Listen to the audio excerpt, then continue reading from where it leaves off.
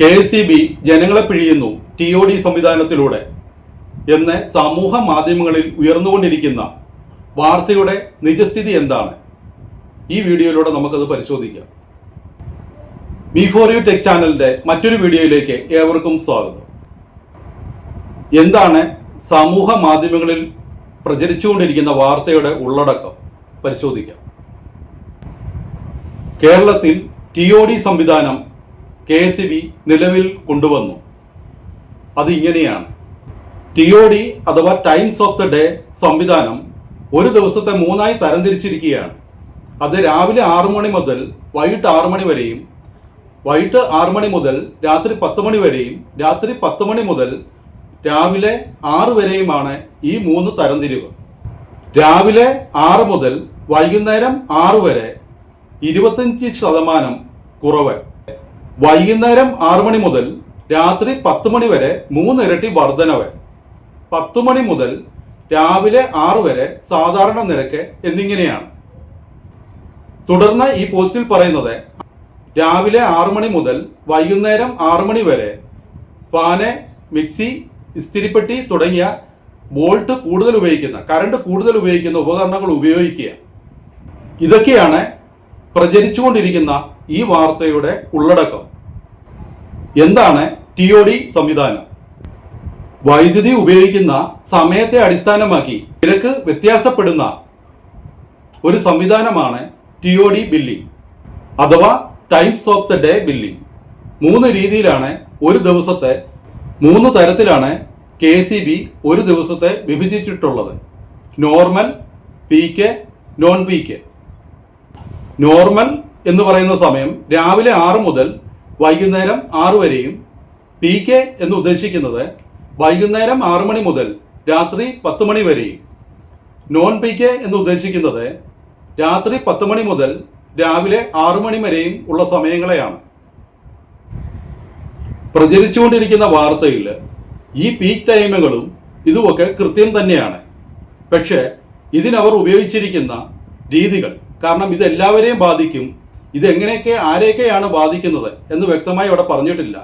അതുപോലെ തന്നെ ഈ പീക്ക് സമയങ്ങളിലും നോൺ പീക്ക് സമയങ്ങളിലും ഉപയോഗിക്കുന്ന വൈദ്യുതിയുടെ നിരക്കിലും ഒരുപാട് വ്യത്യാസപ്പെടുത്തിയാണ് പ്രചരിക്കുന്ന വാർത്ത. TOD സംവിധാനത്തിൽ നിലവിലുള്ള വൈദ്യുത നിരക്ക്, TOD സംവിധാനത്തിൽ നോർമൽ സമയമായ രാവിലെ 6 മുതൽ വൈകിട്ട് 6 വരെ വൈദ്യുത നിരക്കിൽ കുറവ് അനുഭവപ്പെടുകയും, അതുപോലെ തന്നെ 6 മണി മുതൽ രാത്രി 10 മണി വരെ വൈദ്യുത നിരക്കിൽ കൂടുതലും, രാത്രി 10 മണി മുതൽ വൈകിട്ട് 6 മണി വരെ സാധാരണ നിരക്കുമായിരിക്കും. ആർക്കൊക്കെ TOD സംവിധാനം ബാധകമാകും?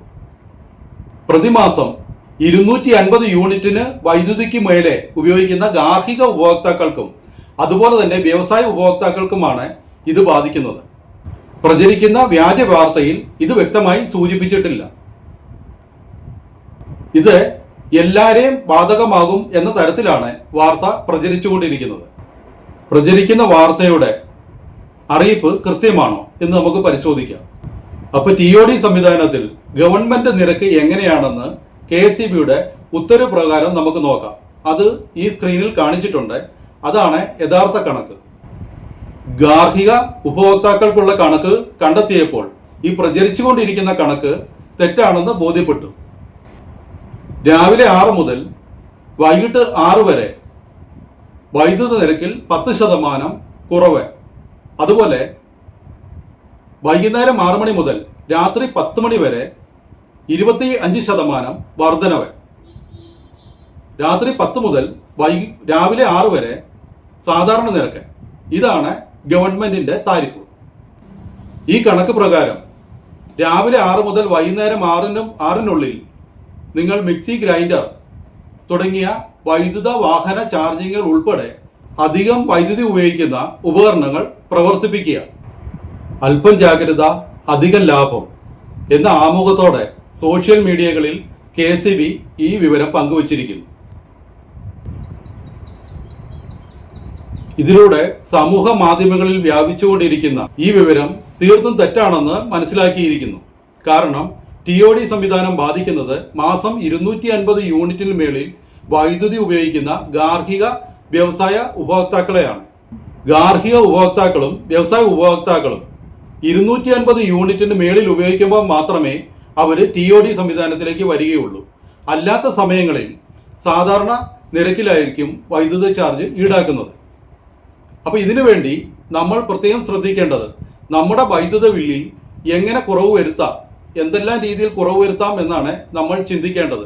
250 യൂണിറ്റിന് മേളിലേക്ക് വൈദ്യുതി ഉപയോഗിക്കാതിരിക്കാൻ എന്തെല്ലാം മാർഗങ്ങൾ നമുക്ക് സ്വീകരിക്കാൻ പറ്റും, തുടർന്ന് ഈ വീഡിയോയിലൂടെ നിങ്ങൾക്ക് പറഞ്ഞു തരുന്നു. TOD സംവിധാനം വഴി ബില്ലിങ് എങ്ങനെ നടപ്പിലാക്കും? ഇങ്ങനെ ഒരു ആശയക്കുഴപ്പം ഉപഭോക്താക്കൾക്ക് ഉണ്ടാകാം. അതിങ്ങനെയാണ്. KEB ഒരു പ്രത്യേക മീറ്റർ, അത് ഈ വീഡിയോയിൽ കാണിച്ചിട്ടുണ്ട്.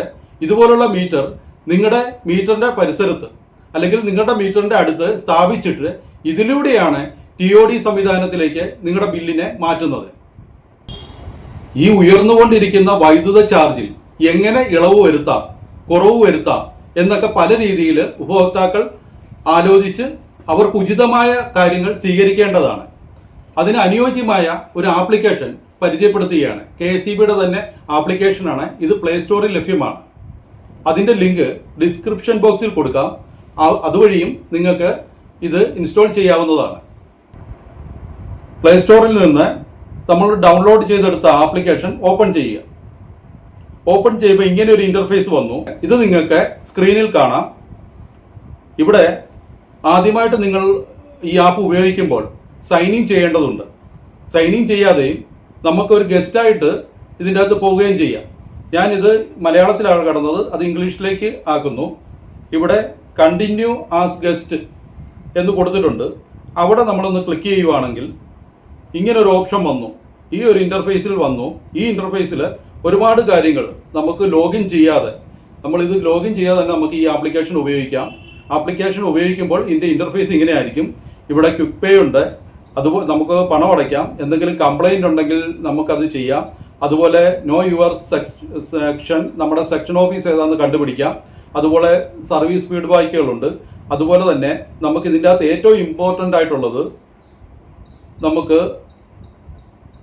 ബിൽ കാൽക്കുലേറ്ററാണ്. ഈ ബിൽ കാൽക്കുലേറ്റർ എന്ന് ഈ കാണിച്ചിരിക്കുന്ന ഈ ഭാഗം നമ്മൾ ക്ലിക്ക് ചെയ്താൽ നമ്മൾ ഉപയോഗിക്കുന്ന അല്ലെങ്കിൽ നമുക്കറിയാൻ കഴിയും ഞാൻ ഇത്ര യൂണിറ്റ് ഉപയോഗിച്ചാൽ എത്രയാകും എന്ന് നമുക്ക് എങ്ങനെ അറിയാൻ സാധിക്കും. അതാണ് ഇവിടെ കാണിച്ചിരിക്കുന്നത്. ഇവിടെ മുകളിൽ അഡ്വാൻസ് ഉണ്ട്, ജനറിക് ഉണ്ട്. നമുക്ക് ജനറിക് ആണ് വേണ്ടത്. അവിടെ സെലക്ട് താരിഫ് കാണിച്ചിട്ടുണ്ട്.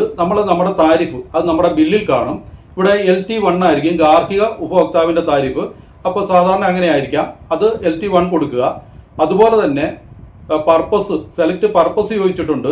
അത് കൃത്യമായിട്ട് നമുക്ക് ഇവിടെ ഡൊമസ്റ്റിക്, ഗാർഹിക ഉപഭോക്താക്കൾ ഡൊമസ്റ്റിക് കൊടുക്കുക. അതിൽ ബില്ലിംഗ് സൈക്കിൾ ചോദിച്ചിട്ടുണ്ട്. നമുക്ക് 2 മാസം കൂടുമ്പോഴാണ് ഒരു ബിൽ സൈക്കിൾ വരുന്നത്. അപ്പോൾ അത് നമ്മൾ 2 മന്തെന്ന് ഇവിടെ ഓട്ടോമാറ്റിക്കായിട്ട് സെലക്ട് ആയിട്ടുണ്ട്. അതുപോലെ തന്നെ താഴെ കൊടുക്കേണ്ടത് കൺസ്യൂമർ യൂണിറ്റ് ആണ്. ഈ യൂണിറ്റ് ചോദിച്ചിരിക്കുന്നിടത്ത് നിങ്ങൾക്ക് എത്ര യൂണിറ്റിൻ്റെയാണ് അറിയേണ്ടത്, എത്ര യൂണിറ്റിൻ്റെ വൈദ്യുതിയുടെ നിരക്ക് എത്രയാകും എന്നാണ് അറിയേണ്ടത്. ആ യൂണിറ്റ് നിങ്ങൾക്ക് ഇപ്പോൾ എനിക്കൊരു 250 വാട്ട് യൂണിറ്റ് ഞാൻ ഉപയോഗിച്ചാൽ, 250 ഉപയോഗിച്ചാൽ എനിക്ക് എത്രയാകുമെന്നാണ് എനിക്ക് അറിയേണ്ടത്. അപ്പോൾ ഞാൻ 250 കൊടുത്തു. പിന്നെ അടുത്ത സെക്ഷനിൽ ചോദിച്ചിരിക്കുന്നത് കണക്റ്റഡ് ലോഡ് ഇൻ വാട്ട്സ് എന്നാണ്. അത് നമ്മുടെ ബില്ലിൽ കാണും. ആ ബില്ലിൽ നോക്കി അത് കൃത്യമായിട്ട് എൻ്റർ ചെയ്ത് കൊടുക്കുക, സബ്മിറ്റ് കൊടുക്കുക.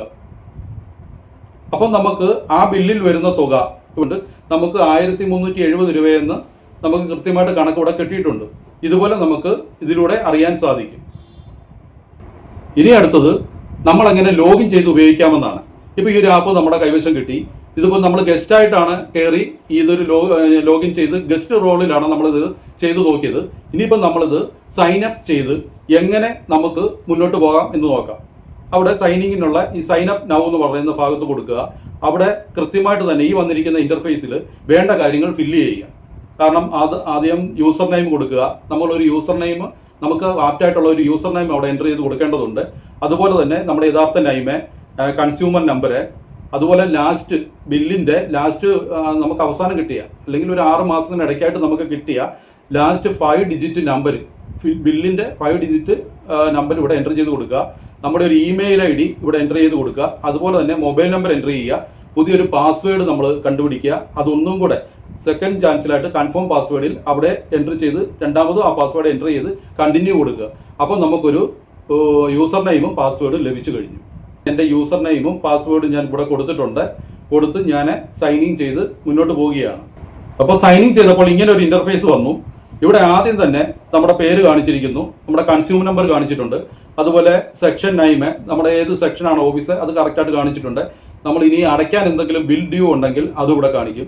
ഇപ്പോൾ ഇവിടെ അടയ്ക്കാൻ 1208 രൂപ ബിൽ ഡ്യൂ ആയി കിടക്കുകയാണ്, അതിവിടെ അടയ്ക്കാനുണ്ട്. അതുപോലെ തന്നെ ഇവിടെ പേ ബില്ല്, നമുക്ക് ഇങ്ങനെ പേ ബില്ല് ചെയ്യാം, കംപ്ലൈൻറ്റ് അറിയാം, അതുപോലെ തന്നെ ഓണർഷിപ്പ് ഇതിലൂടെ ചേഞ്ച് ചെയ്യാം, അതർ സർവീസ്, അങ്ങനെ ഒരുപാട് സർവീസുകളുണ്ട്. നമ്മളിപ്പോൾ ഇവിടെ ചിന്തിക്കേണ്ടത് നമുക്ക് എങ്ങനെ നമ്മുടെ എനർജി അല്ലെങ്കിൽ നമ്മുടെ കറണ്ട് ചാർജ് ബില്ലിങ് KCBയുടെ ബില്ലിൽ എങ്ങനെ കുറവ് വരുത്താം എന്ന് ആണ് നമ്മളിപ്പോൾ ഇവിടെ ചിന്തിക്കേണ്ടത്. അപ്പോൾ നമ്മൾ എന്താ ചെയ്യേണ്ടത്, നമ്മൾ ഓരോ മാസവും ഉപയോഗിച്ച യൂണിറ്റുകൾ എത്രയാണെന്നും ഓരോ മാസവും നമ്മൾ എടുത്തിരിക്കുന്ന എനർജി എത്രയാണെന്നും കൃത്യമായിട്ടും അതിൻ്റെ കണക്കുകൾ നമുക്ക് ബോധ്യപ്പെടണം. ഈ സ്ക്രീനിൽ കാണുന്ന 3 ലൈനിൽ ക്ലിക്ക് ചെയ്യുന്നു. നമ്മുടെ വൈദ്യുത ചാർജിൻ്റെ യഥാർത്ഥ വസ്തുത അറിയാൻ നമുക്കിവിടെ ഈ ഹിസ്റ്ററി നമ്മൾ ക്ലിക്ക് ചെയ്യുന്നു. അവിടെ transaction history, bill history, payment history, consumption history. ഞാൻ ഏറ്റവും താഴത്തെ കൺസപ്ഷൻ ഹിസ്റ്ററി ക്ലിക്ക് ചെയ്യുകയാണ്. അപ്പോൾ ഇങ്ങനെ വന്നു. ഇവിടെ നമുക്ക് വന്നിരിക്കുന്ന കൺസപ്ഷൻ ഹിസ്റ്ററി 12 മാസത്തെ, നമുക്ക് ഇവിടെ 24 മാസം സെലക്ട് ചെയ്യാം. ആ 24 മാസം ഇപ്പോൾ ജൂണ് 2025 ഏറ്റവും അടുത്ത സമയങ്ങളിൽ ചിലവാക്കിയത് 340 കിലോ വാട്ടാണ്. അതുപോലെ തന്നെ ഓരോ മാസങ്ങളും അതിൻ്റെ ഏപ്രിൽ മാസം, ഫെബ്രുവരി, ഡിസംബർ, അങ്ങനെ 2 മാസം ഇടവിട്ട് നമുക്ക് ഒരു ബിൽ സർക്കിൾ 2 മാസമാണ്. അതുകൊണ്ട് 2 മാസം ഇടവിട്ട് നമുക്ക് ഓരോ പ്രാവശ്യവും നമ്മൾ ഉപയോഗിച്ചിരിക്കുന്ന ആ വൈദ്യുതിയുടെ നിരക്ക് എത്ര യൂണിറ്റ് ആണെന്ന് ഇവിടെ കൃത്യമായിട്ട് നമുക്ക് കാണാൻ കഴിയും. ഈ യൂണിറ്റ് നമ്മൾ മനസ്സിലാക്കി പഠിക്കേണ്ടതുണ്ട്. നമ്മൾ ഏപ്രിലിൽ ഇത്ര ഉപയോഗിച്ചു, ഫെബ്രുവരിയിൽ ഇത്ര യൂണിറ്റ് വൈദ്യുതി ഉപയോഗിച്ചു, ഇതൊക്കെ വിശദമായിട്ടും നമുക്കിവിടെ ഈ ആപ്പ് ഉപയോഗിച്ചാൽ, ഞാനിത് ഏകദേശം 2 വർഷത്തോളമായി ഉപയോഗിക്കുന്നു. എനിക്ക് വളരെ ഉപയോഗപ്രദമായി തോന്നിയ ഒരു ആപ്ലിക്കേഷനാണിത്. അതുപോലെ തന്നെ നമുക്ക് അതിൻ്റെ തൊട്ടിപ്പുറത്ത് തന്നെ മീറ്റർ റീഡിംഗ് ഉണ്ട്. ആ മീറ്റർ റീഡിംഗ് നമുക്കൊന്ന് ക്ലിക്ക് ചെയ്യാം. അവിടെ നിങ്ങൾ കണ്ടോ, നമ്മൾ 12 മാസത്തെ മീറ്റർ റീഡിംഗ് ആണ്. ഞാനിവിടെ 12 മീറ്റർ റീഡിംഗ് ആണ് ഇവിടെ സെലക്ട് ചെയ്തിരിക്കുന്നത്. അവിടെ ഓരോന്നും വിശദമായിട്ട് എഴുതിയിട്ടുണ്ട്. കിലോ വാട്ട് അവിടെ ആദ്യം എൻ്റെ മീറ്റർ റീഡിംഗ് 7654 ആയിരുന്നു റീഡിംഗ് സ്റ്റാർട്ടിങ്. അത് ബില്ലെടുക്കുന്ന സമയത്ത് 7994 ആയി. അപ്പോൾ ഉപയോഗിച്ച 340 യൂണിറ്റ് വൈദ്യുതി ഉപയോഗിച്ചു. അങ്ങനെ വിശദമായി ഓരോ കണക്കുകളും ഈ മീറ്റർ റീഡിങ്ങിൻ്റെ ഭാഗത്തുനിന്ന് നമുക്ക് മനസ്സിലാക്കിയെടുക്കാൻ സാധിക്കും. ഇതിൽ ഒരുപാട് ഉപയോഗപ്രദമായ സർവീസുകൾ ഇതിൻ്റെ അകത്തുണ്ട്. ഇതൊക്കെ നിങ്ങൾക്ക് കൃത്യമായിട്ട് നിങ്ങൾ ഡൗൺലോഡ് ചെയ്ത് നിങ്ങൾക്ക് ഉപയോഗിക്കുമ്പോൾ മനസ്സിലാവും. വിശദമായി പറഞ്ഞു തന്ന് ഈ വീഡിയോ ഒരുപാട് നീട്ടുന്നില്ല. നിങ്ങൾ ഇത് ഡൗൺലോഡ് ചെയ്യുക. ഇതിനനുസരിച്ച് നിങ്ങൾ ഉപയോഗിക്കുന്ന യൂണിറ്റ് വ്യക്തമായി മനസ്സിലാക്കുക. ആ മനസ്സിലാക്കി നിങ്ങൾ എന്തുമാത്രം യൂണിറ്റ് നിങ്ങൾക്ക് കുറയ്ക്കാൻ സാധിക്കുമോ അതിനനുസരിച്ച് വൈദ്യുതി ഉപയോഗത്തിൽ കുറയ്ക്കാൻ ശ്രമിക്കുക. അപ്പം നിങ്ങളുടെ റീഡിങ്ങും നിങ്ങൾ ഉപയോഗിക്കുന്ന വാട്ട്സും എല്ലാം കൃത്യമായിട്ട് നമുക്ക് ഇതിലൂടെ നിങ്ങൾക്ക് വൈദ്യുതി ബില്ലിൽ എങ്ങനെ കൂടുതലുണ്ടാകുന്നു, എങ്ങനെയാണ് യൂണിറ്റിൽ വ്യത്യാസം ഉണ്ടാകുന്നത്, ഏത് മാസമാണ് നമുക്ക് യൂണിറ്റിൽ വ്യത്യാസം ഉണ്ടാകുന്നതെല്ലാം വിശദമായിട്ട് നമുക്ക് ഇതിൻ്റെ അകത്തൂടെ മനസ്സിലാക്കാൻ സാധിക്കും. വീഡിയോ ഇഷ്ടപ്പെട്ടാൽ ലൈക്ക് ചെയ്യാൻ മറക്കരുത്. അതുപോലെ തന്നെ സബ്സ്ക്രൈബ് ചെയ്യുക, ഷെയർ ചെയ്യുക. Thank you very much.